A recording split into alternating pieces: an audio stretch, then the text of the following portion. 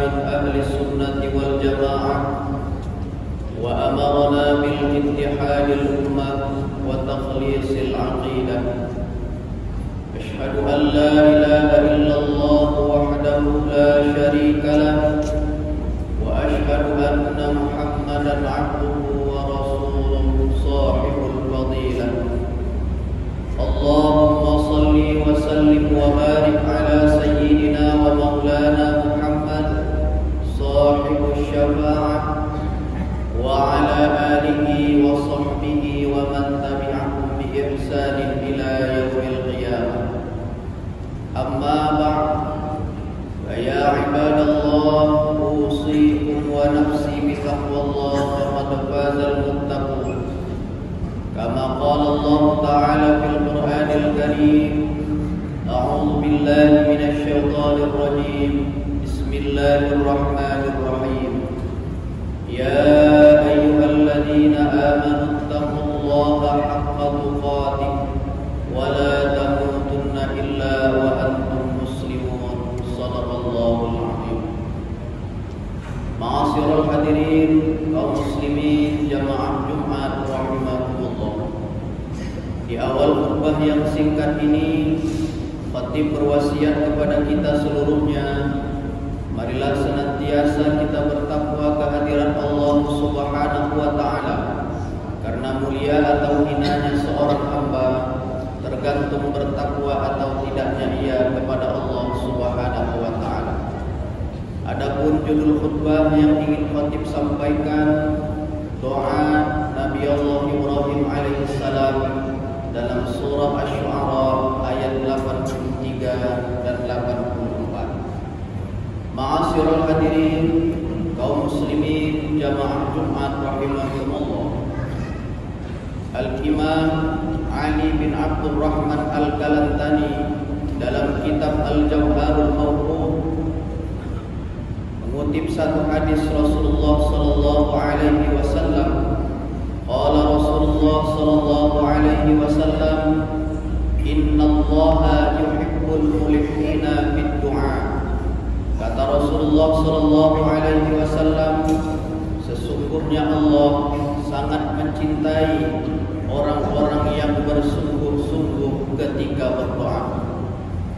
Di dalam kitab Maqayis Al-Lughah, Al-Imam Muhammad Zakaria bin Faris mengungkapkan bahwa doa itu maknanya adalah kecenderungan kepada sesuatu pada diri kita melalui suara dan kata-kata. Sementara Al-Imam Abu Hafs Umar bin Ali bin Adil Ad-Dimashqi di dalam kitab Al-Lubab fi Ulumul Kitab mengungkapkan bahwa doa adalah menyeru kepada Allah dan memohon bantuan dan pertolongan kepadanya. Ma'asyiral hadirin kaum muslimin jamaah Jumat rahimakumullah. Salah satu kandungan ayat Al-Qur'anul Karim itu adalah doa. Kita akan menemui beberapa doa dari Nabi dan Rasul Allah di dalam Al-Qur'an. Salah satunya adalah doa Nabi Ibrahim alaihi salam. Dan doa Nabi Ibrahim alaihissalam ini pun akan banyak kita temui di dalam surah dan beberapa ayat dalam Al-Quran. Salah satunya hadirin kaum muslimin jamaah Jumat yang dimuliakan Allah, di dalam surah Asy-Syu'ara ayat 83 dan 84, Nabi Ibrahim alaihissalam berdoa kepada Allah, Rabbi habli hukman wa alhiqni bis salihin. Ya Tuhan, anugerahkan kepadaku hikmah dan masukkan aku dalam golongan orang-orang yang soleh. Hadirin kaum muslimin jamaah Jumat yang dimuliakan Allah. Yang pertama, di ayat yang ke-83 ini Nabi Ibrahim meminta kepada Allah agar diberikan hikmah. Para ahli tafsir sepakat bahwa yang dimaksud dengan hikmah dalam ayat ini adalah pengetahuan. Jadi yang diminta Nabi Ibrahim pertama kali kepada Allah adalah pengetahuan. Dan pengetahuan di dalam Islam merupakan satu hal yang sangat ukit. Karena apapun amal ibadah yang kita lakukan kepada Allah harus terlebih dahulu didasari dengan pengetahuan atau ilmu yang berkaitan dengan ibadah yang mau kita laksanakan. Sebagaimana yang diungkapkan Al-Imam Burhanuddin Al-Jurmuzi dalam kitab Ta'limul Muta'allim, bahwa fardu ain hukumnya mempelajari ilmu hal, yaitu ilmu yang berkaitan dengan amal ibadah yang mau kita lakukan. Ma'asyiral hadirin kaum muslimin jamaah Jumat yang dimuliakan Allah. Kemudian yang kedua, Nabi Ibrahim meminta kepada Allah, wa alhiqni bis-shalihin, ya Allah masukkan aku dalam golongan orang-orang yang soleh. Ternyata hadirin kaum muslimin jamaah Jumat yang dimuliakan Allah, sebelum Nabi Ibrahim meminta kepada Allah agar diberikan anak yang soleh, jauh sebelum itu Nabi Ibrahim terlebih dahulu meminta kepada Allah agar dimasukkan dalam golongan orang-orang yang soleh.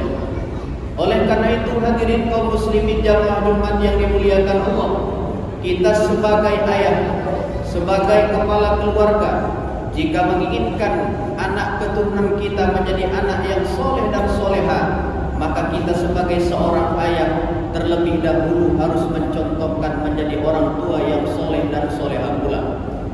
Kalau kita menginginkan anak kita dekat dengan masjid, maka seorang ayah harus mencontohkan terlebih dahulu dekat dengan masjid. Kalau seorang ayah menginginkan anaknya dekat dengan Al-Quran, maka seorang ayah itu harus terlebih dahulu mencontohkan kepada anaknya bahwa dia dekat dengan Al-Quran. Hadirin kaum muslimin jamaah Jumat rahimakumullah. Kemudian di ayat yang ke-84, Nabi Ibrahim meminta kepada Allah, waj'alni lisana sidqin fil akhirin, ya Allah jadikan namaku menjadi ingatan, menjadi kenangan yang baik bagi orang-orang setelah aku. Ketika Nabi Ibrahim sudah meminta pengetahuan kepada Allah, kemudian Nabi Ibrahim meminta kepada Allah agar dimasukkan dalam golongan orang-orang yang soleh. Kemudian selanjutnya Nabi Ibrahim meminta kepada Allah agar namanya dikenang baik oleh orang-orang setelahnya. Maka ketika Nabi Ibrahim sudah mendapatkan ilmu, sudah mendapatkan pengetahuan dari Allah Subhanahu wa taala, kemudian Nabi Ibrahim mengamalkan ilmu yang ia dapatkan sehingga dia dimasukkan dalam golongan orang-orang yang soleh. Bahkan Nabi Ibrahim mendapatkan gelar Khalilullah dari Allah Subhanahu wa taala. Maka kemudian nama Nabi Ibrahim pun dikenang baik, bukan hanya oleh umat Nabi Ibrahim, bahkan oleh kita umat Nabi Muhammad sallallahu alaihi wasallam. Nama Nabi Ibrahim selalu kita kenang. Sebagai bukti, ketika setiap duduk tasyahud di setiap akhir salat kita berselawat kepada Nabi Muhammad sallallahu alaihi wasallam, dan selawat kita kepada Nabi Muhammad kita sandingkan dengan menyebut nama Nabi Ibrahim alaihissalam. Hadirin kaum muslimin jamaah Jumat yang dimuliakan Allah, maka di awal bulan Zulhijjah yang mulia ini, khatib mengajak kita semua untuk membawa spirit Nabi Ibrahim alaihissalam yang menjadi tokoh utama dalam ibadah kurban. Salah satunya adalah perihal doa. Kita contoh doa Nabi Ibrahim alaihissalam, betapa Nabi Ibrahim mengutamakan ilmu sebelum beramal.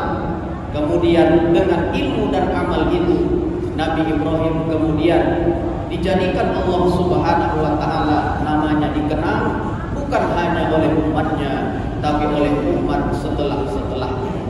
Hadirin kaum muslimin jamaah Jumat yang dimuliakan Allah. Oleh karena itu perbanyaklah ilmu pengetahuan kita, dan dengan ilmu pengetahuan itu kita beramal soleh dalam kehidupan di dunia ini. Maka yakin dan percayalah, semakin banyak amal soleh yang kita perbuat ketika hidup di dunia ini, maka ketika nanti kita setelah dipanggil Allah Subhanahu wa taala, bahkan ketika badan, tubuh, tulang kita hancur dimakan cacing tanah, orang-orang masih mengenang dan mengingat jasa kita karena amal soleh yang yang kita perbuat ketika hidup di dunia.